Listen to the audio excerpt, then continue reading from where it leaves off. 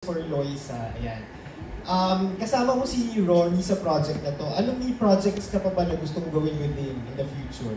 Kami po na Ronnie? Yes, oo. Marami pa po kaming gustong gawin together. Yung Mr. and Mrs. Smith, gusto ko pong magawa namin yon. Pero ngayon sa serye, siguro mas gusto ko din na magkaiba naman muna para kanya-kanyang mag-grow din, di ba? Magkaiba meaning, pwede kayo mag-separate project? Oo, parang kasi 7 years na po kami love team. Pero parang, di ba, parang gusto ko rin siya mag-grow din siya as an actor. Yes, totoo yun. The question is for Loisa, no?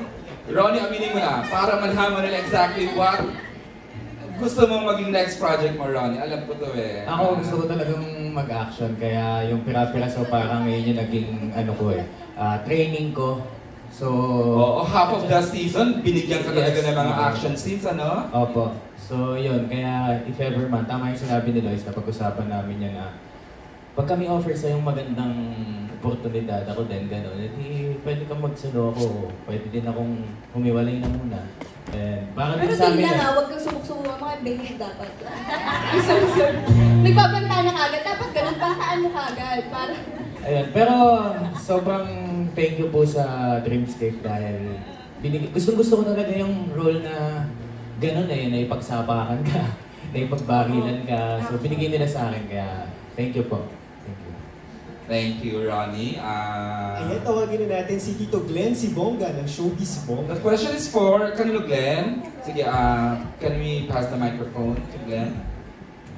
Tayo, Glenn, para makakuha ng camera. Saka para makakuha. Ano?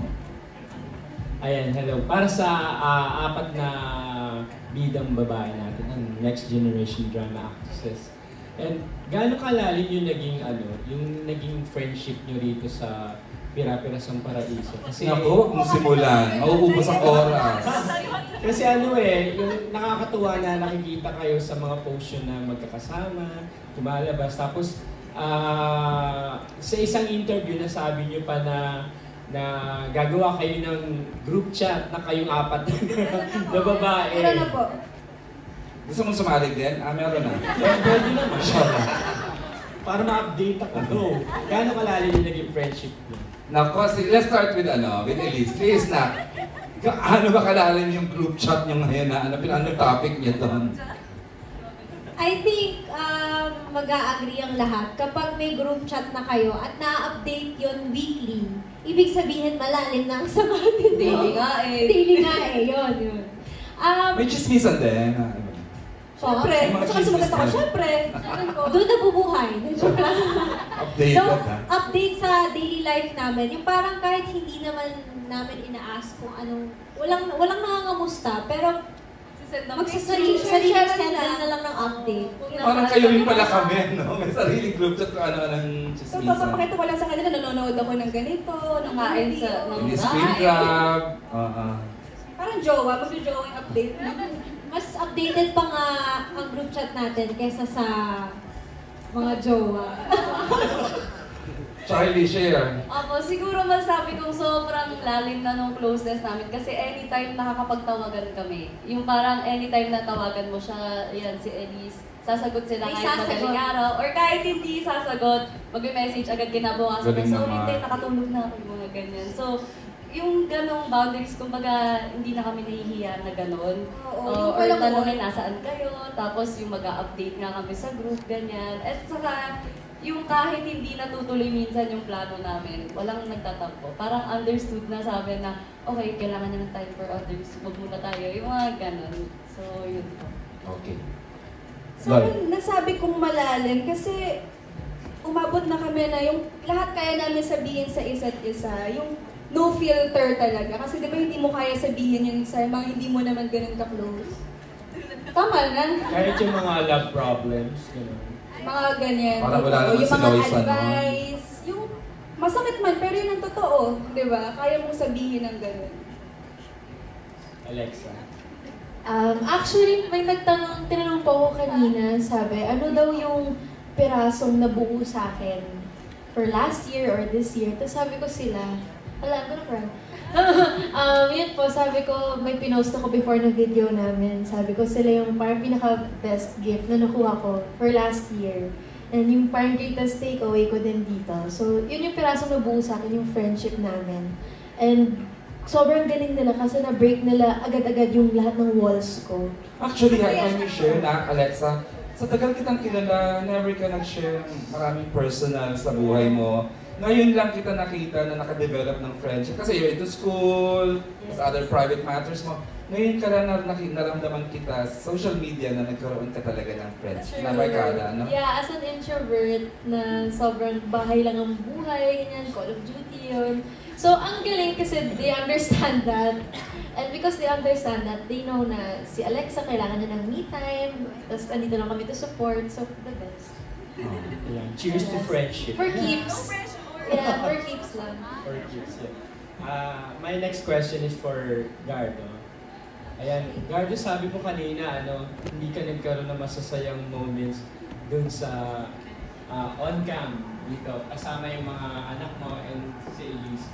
Pero, anong reaction mo na tuwan-tuwa yung mga netizens dun sa mga ina-upload mo at saka sa mga video clips nyo na magkakasama? Yun yung mga masasaya, diba? Oo. Pero like, hindi naman din totally walang masaya eh. Kumbaga, siguro mas nakakarami lang yung mga kumbaga, makabagbag damdamin ng mga eksena. Kahit short lang yung nakasama mo sila, ano yung masasabi mo sa bawat isa sa kanila? Yun, pag nakakahalubilo ko sila na may mga chismisan, yun, na-enjoy ko yun. Kasi like, parang pag hindi mo sila kasama, wala eh. Parang wala kang, walang balitang, like ako personally. Then like, parang pag napaupo ka sa kanila, ganun pala yun, ganun pala. Si ganun pala yun. Si sige, sabi ko, salamat, pinagkatiwala yun sa akin. Sabi ko, tatay na tatay talaga, ramdam na ramdam ko yung pagkatatay ko sa inyo. Sabi ko, as actresses, ano sila? Sila, and wag naman sa ikalalaki ng ulo nila, pero mga sensitive sila. Kasi, sa tanda ko na rin, kung ba, syempre marami na rin ako na-encounter.